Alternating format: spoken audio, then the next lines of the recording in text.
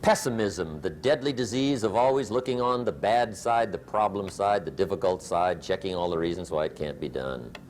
The poor pessimist leads an ugly life. He doesn't try to figure out what's right. He tries to figure out what's wrong. He doesn't look for virtue. He looks for faults. And when he finds them, he's delighted. How ugly. This is the poor guy who looks through the window, doesn't see the sunset. He sees the specks on the window.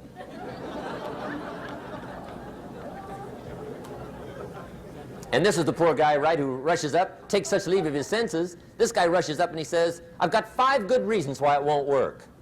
He's so dumb he doesn't know all he needs 1. He's got 5.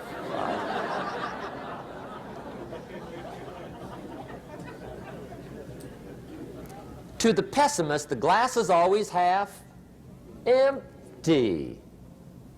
To the optimist, the glass is half full. Why would the same measure affect people 2 different ways? Answer, it all depends on how you look at it.